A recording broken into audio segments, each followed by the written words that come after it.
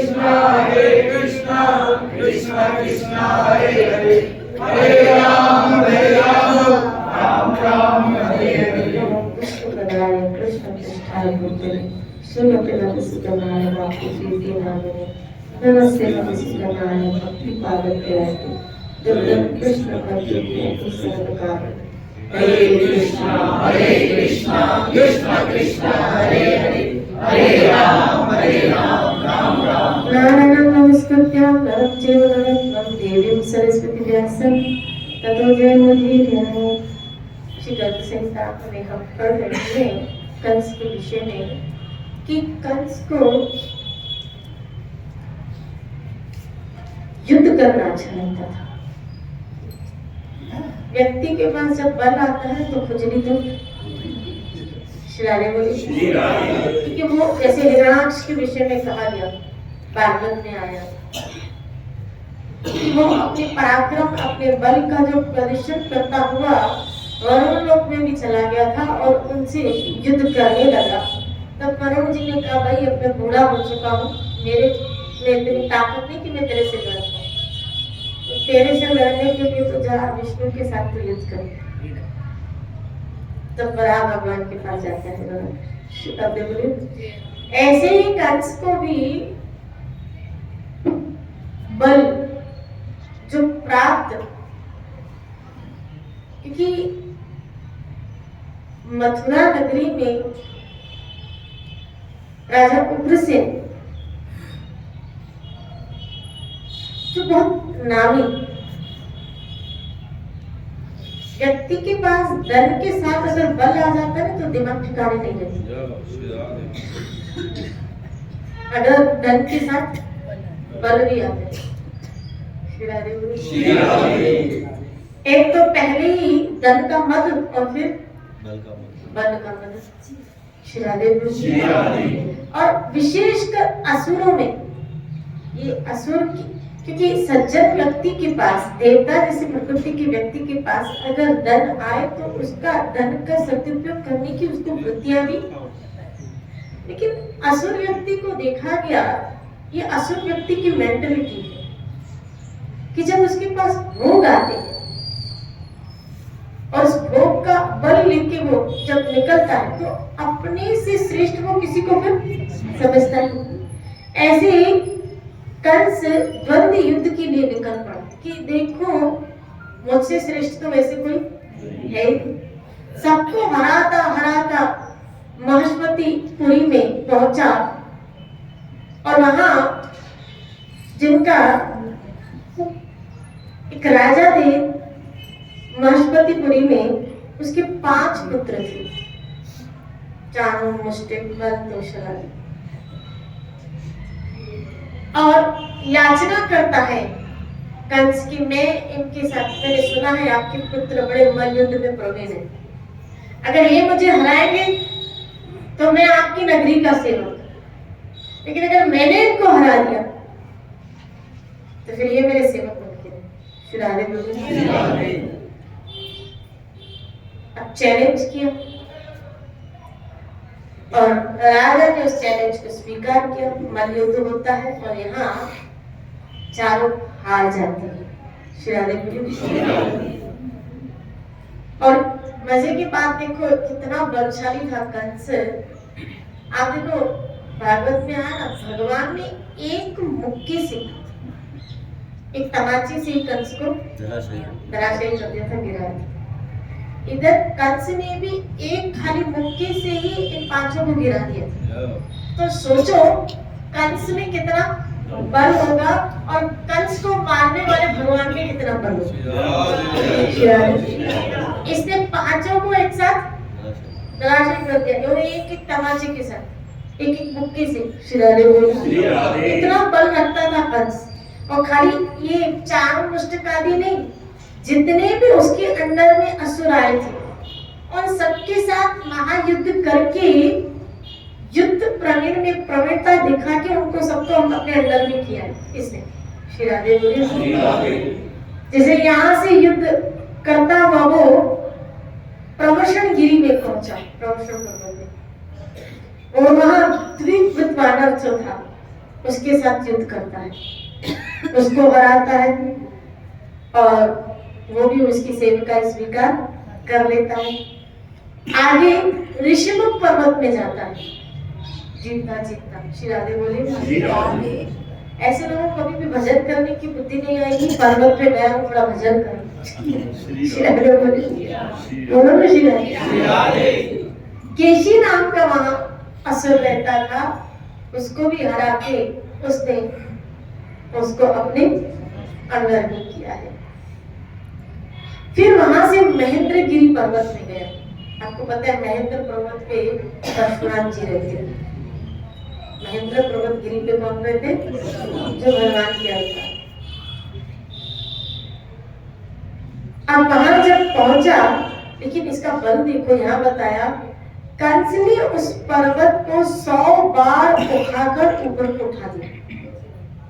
कितना बल होगा? शिरादे बोली 100 बार पर्वत को खाली उठाना ही बाबा कितनी बड़ी बात। 100 बार उखाड़ कर ऊपर को उठा दिया। वहां रहने वाले परशुराम जी जब आंखें खुली, अब तो क्रोध के अवतार शिरादे क्रोध से उनकी आंखें लाल हो गई और वो जो प्रलय काल की सूर्य की भांति तेजस्वी थे, चरणों में मस्तक झुका और बार बार उनकी प्रदक्षिणा की। उनके दोनों चरणों में वह लेट गया। कौन? कंस। परशुराम जी अत्यंत उग्र दृष्टि वाले परशुराम जी क्रोध अग्नि शांत हो गई। बोले, रे कीट, बंदरिया के बच्चे, शिरादे बोले, मच्छर के समान तू मेरे आगे तुच्छ है। तू बल के कमंड में चूर रहने वाला दुष्ट क्षत्रिय है। मैं आज ही तुझे मौत के घाट उतारूंगा। देख, मेरे पास ये महान धनुष है, इसकी गुरुता लाख बार लगभग 3 लाख मन के बराबर है।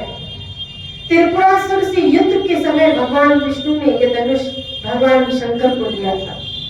जब मैं दानव के साथ भगवान शिव का युद्ध हुआ है, तब विष्णु जी ने उनको ये धनुष दिया था। शिरारे बोले। और जब उस त्रिपुर को विनाश किया था इस युद्ध में भगवान शिव ने, इसीलिए इनका नाम क्या पड़ा? त्रिपुरा। फिर शत्रुओं का विनाश करने के लिए शंकर जी के हाथ से मुझे प्राप्त हुआ। यदि तू इसको चढ़ा सके तब तो कुशल है, यदि नहीं चढ़ा सका तो सारे बल का तुम्हारा विनाश कर दूंगा। अगर इसमें तू प्रत्यंचा मुझे चढ़ा सके तो ठीक है, लेकिन अगर तू नहीं चढ़ा सका तो यही भी तेरा खात्मा कर। ये 7 ताड़ के वृक्षों के बराबर लंबा है। अब परशुराम की बात सुनकर उसने, कंस ने उस धनुष को जो 7 तारे के बराबर लंबा था, मस्ती मस्ती में उठा लिया। उठा लिया। परशुराम जी देखते रह गए और उसने परशुराम जी को देखते देखते उसकी प्रत्यंचा चढ़ा दी। शिरारे बोलते कान तक खींच खींच कर उसके 100 बार फैलाया। उसकी प्रत्यंचा के खींचने से बिजली की गड़गड़ाहट समान शब्द निकला। उसकी भीषण ध्वनि से 7 लोक, पाताल, पूरा ब्रह्मांड गूंज उठा। दिग्गज विचलित हो गए, तारागण टूटकर जमीन में गिरने लगे। कंस ने धनुष को नीचे रख दिया और परशुराम जी को फिर प्रणाम करने लगा। भगवान, मैं क्षत्रिय नहीं हूँ, मैं तो एक आपका तुच्छ सेवक दैत्य हूँ, आपके दासों का दास। पुरुषोत्तम, मेरी रक्षा कीजिए। कंस की प्रार्थना सुनकर परशुराम जी प्रसन्न हुए और वह धनुष किसको दे दिया?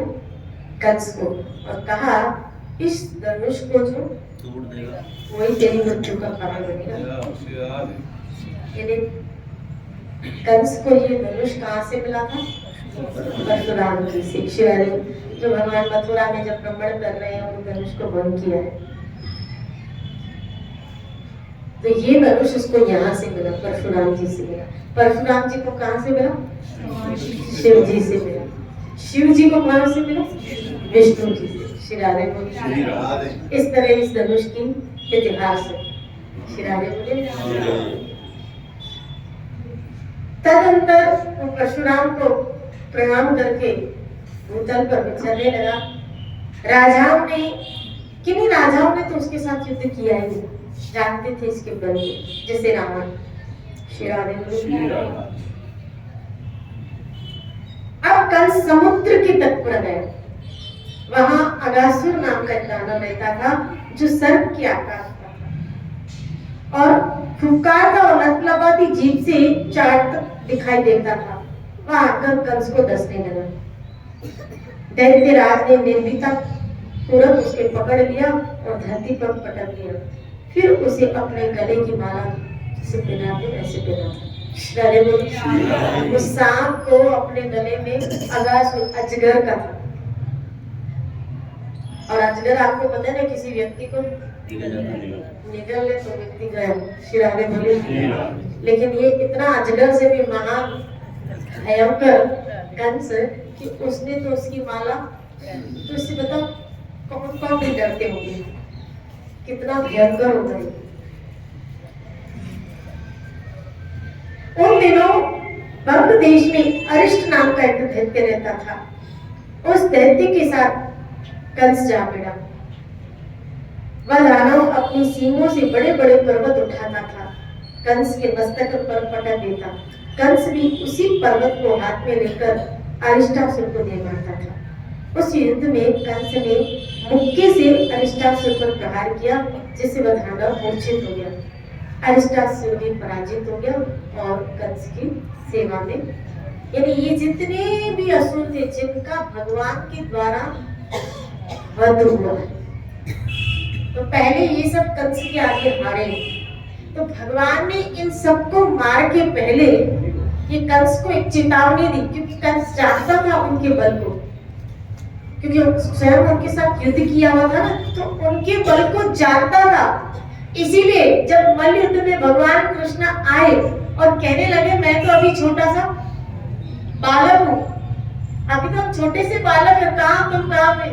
भगवान जानते थे तू छोटा सा नहीं, क्योंकि जिसको तुमने वध किया ना, मैं जानता हूँ उनके पास कितना बल था, कैसे उनको धराशायी किया है मैंने कैसे उनको मारा, और तू उनको मार के आया है और कह रहा है कि मैं बहुत छोटा सा बच्चा हूँ।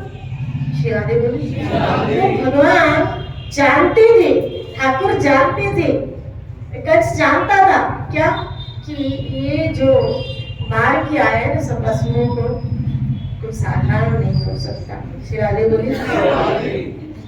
तो इस तरह प्रलंबासुर, अगासुर, ये ऐसे दैत्य थे जिनके पास महाबल था।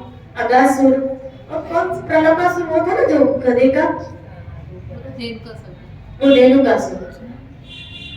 ऐसे प्रलंबासुर ऐसे गौ का रूप बना के,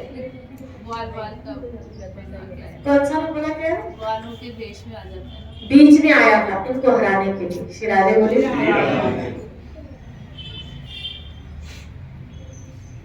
कंस ने उस प्रलंबासुर के साथ भी मल्ल युद्ध करके उसको पकड़ा और पृथ्वी पे दे मारा, क्योंकि ये कंस के पास सिंह का रूप लेके आया था, सिंह का।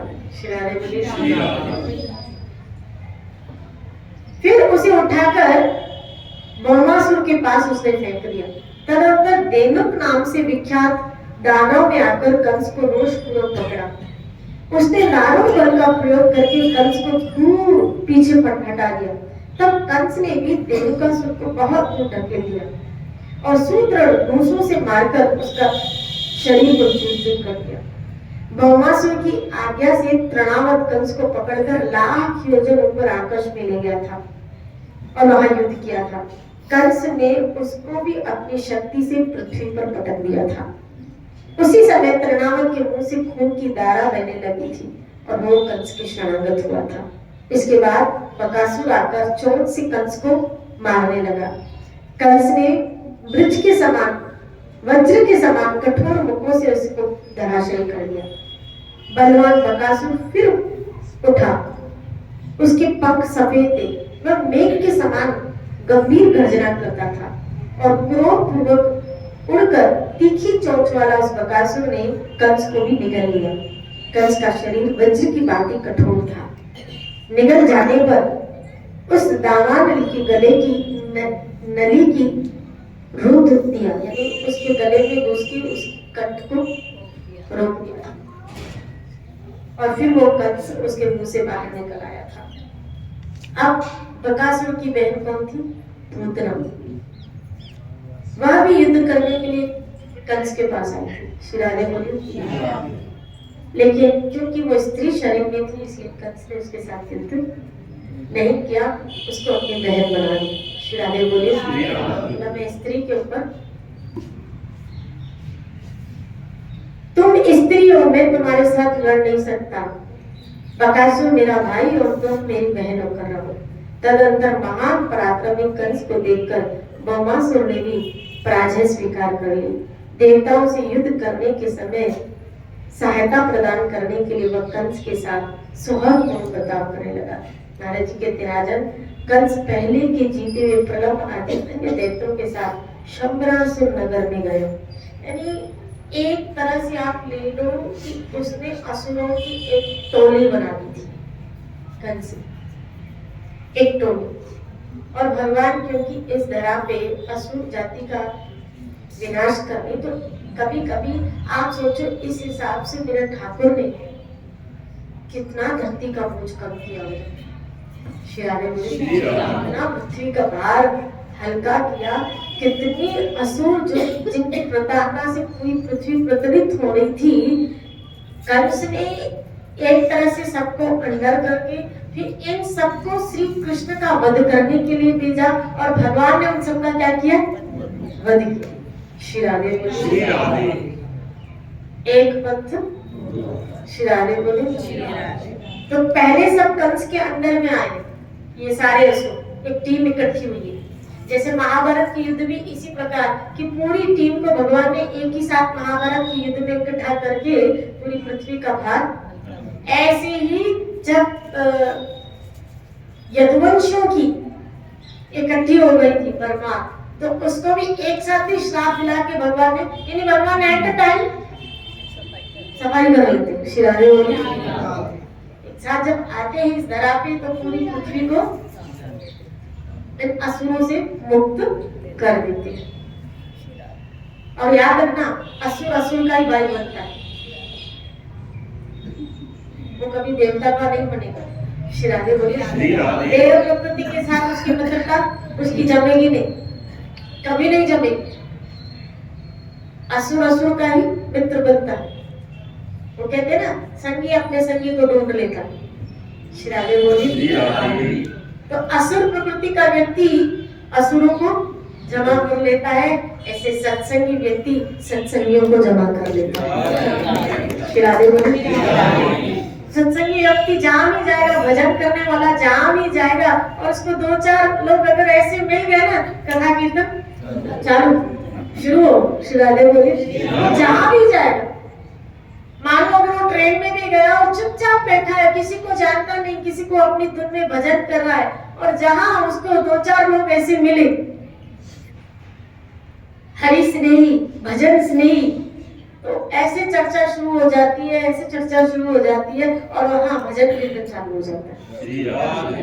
तो सत्संगी व्यक्ति सत्संगी को ही ढूंढता है, ऐसे कुसंगी व्यक्ति कुसंगी को ही ढूंढता है। असुर व्यक्ति असुर को ही ढूंढता है, उसको वैसे लोग ही अच्छे लगते हैं।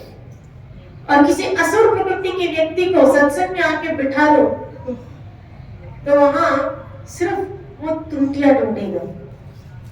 श्री राधे। उसको ये सब समझ में नहीं आएगा। श्री राधे बोली। अच्छा, जो टीम कंस ने इकट्ठी की, इस बीच में कोई साधु कोई संत आके बैठ जाओ, भजन कीर्तन कर रहे इन लोगों के बीच में, ऐसे लोगों के बीच में क्या करता था कंस? क्या करता था? कहते हैं कि कंस इतना दुष्ट था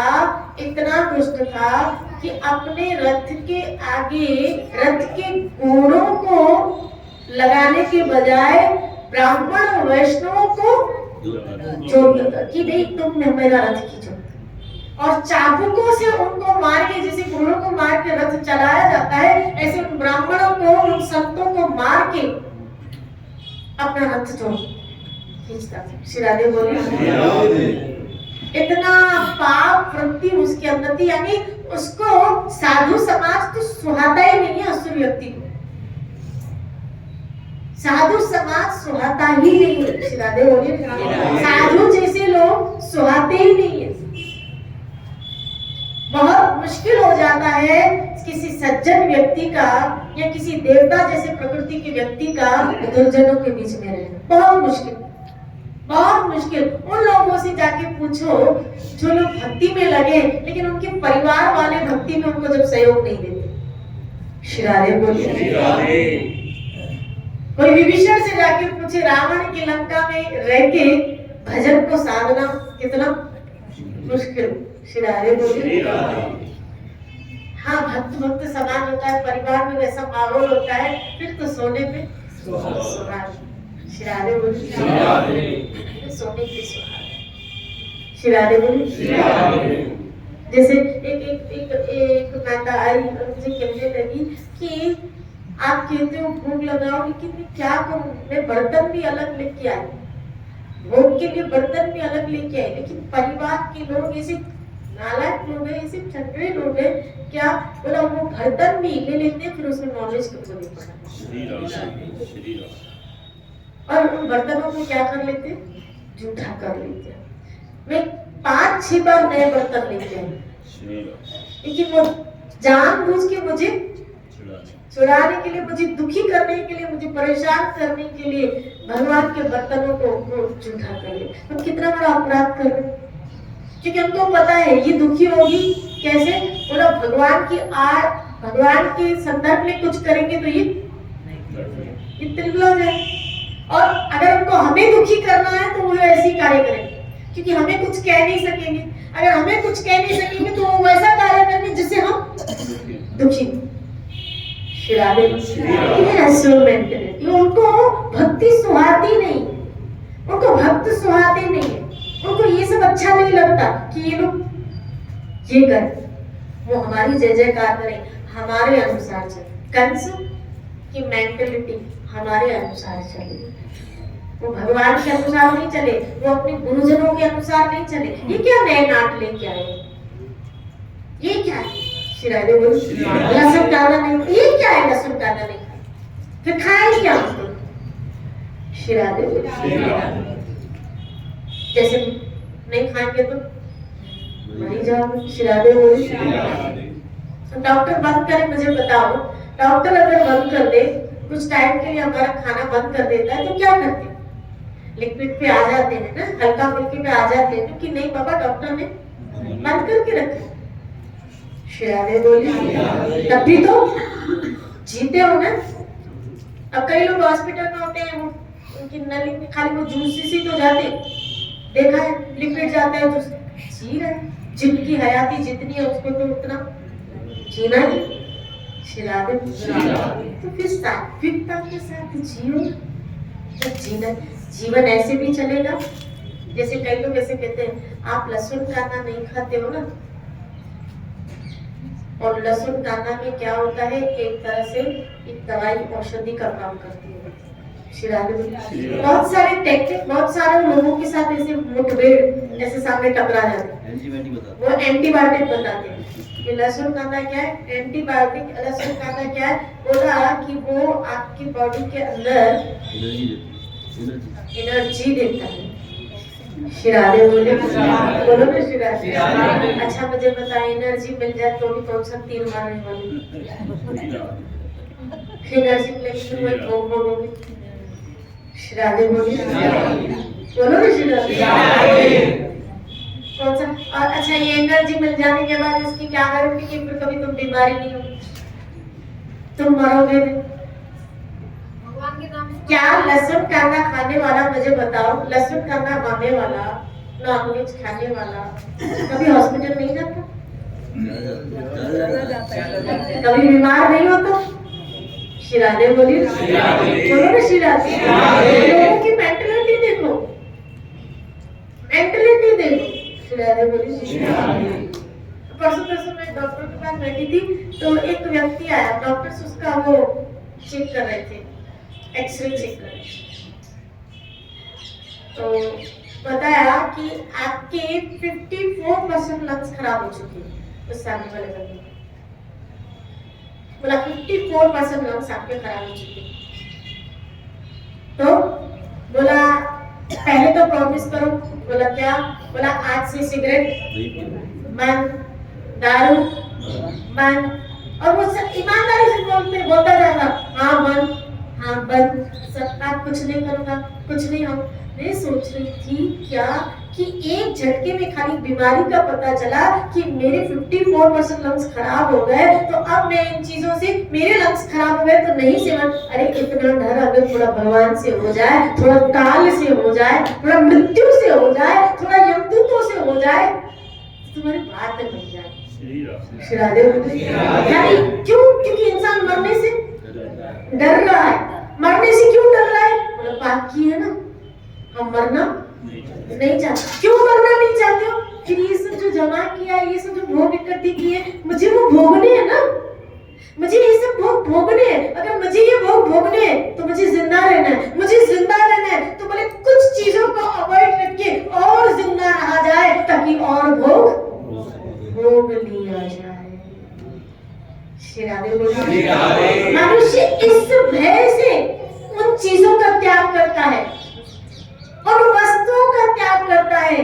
भाग्यशाली वो है जो भगवान की भक्ति में, ईश्वर की सेवा हेतु, भगवत भावना, सात्विकता में वृद्धि हेतु इन सब चीजों का त्याग कर देते हैं कि नहीं मुझे नहीं करनी है। क्यों? ईश्वर प्रसन्नता है, मुझे वही खाना है जो मेरे ठाकुर को भोग लगेगा।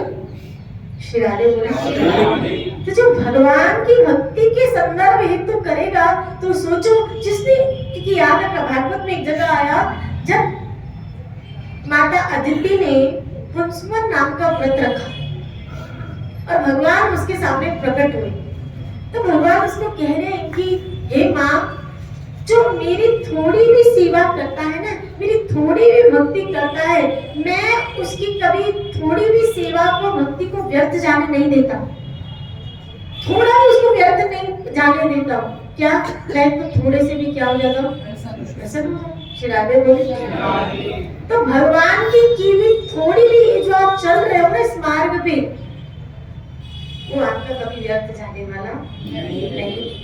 ये ईश्वर के प्रति जो आपका त्याग, शिराबे बोले थोड़ी देर घर को त्याग किया रहे हो, जो भोग लगा वही प्रसाद पा, जिनका ये नियम बन चुका है भगवान का भोग ही खाएंगे, वे ठाकुर जी का भोग ही पाएंगे। तो इसका मतलब है वो बाहर की वो कोई और चीज ऐसी नहीं खाएगा जो ईश्वर को भोग, तो त्याग हो गया ना वस्तुओं का। शिरादे बोले उन वस्तुओं का त्याग हो गया क्योंकि ठाकुर को भोग लगेंगी नहीं वो बाहर की। ऐसी कई ऐसी चीजें जो ठाकुर को भोग लगे आएंगी भी। अब ऐसी कई भक्तों का कि मैं बाहर का भोग ठाकुर जी को नहीं लगाते और घर का बना हुआ ठाकुर जी को। अब देखो कितनी सात्विकता उनके अंदर जागृत होगी, उनकी चित्त में कितनी सात्विकता जागृत होगी कि बाहर की चीजों का सेवन ही खत्म। बाहर की वस्तुओं का सेवन ही खत्म। तो रजोगुण तो अंदर जा ही नहीं रहा है, रजोगुण अंदर जा ही नहीं रहा। शिराले बोले और महाप्रसाद अगर जिनके अंदर जा रहा है तो उनकी बातें क्या है।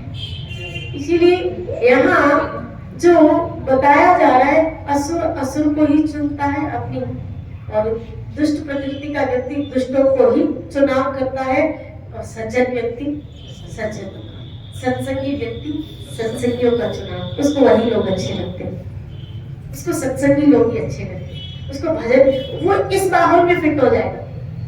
सत्संगी व्यक्ति ना जहाँ सत्संग होगी ना इस माहौल में फिट हो जाएगा, लेकिन इसी सत्संगी व्यक्ति को कहीं और ऐसे तो वो भी अनफिट होगा, उसको वहाँ मजा, उसको समझ नहीं आए। श्राद्धे बोली और मैं तो कहती हूँ भगवान बचाए कुसंगियों से, सच ठाकुर बचाए ऐसे वातावरण से, ऐसे कुसंगियों से मति भ्रमित होते देर नहीं। खूब भजन करो, अपने जीवन को धन्य करो। आइए इससे पहले वाणी को राम दें, कल इसकी चर्चा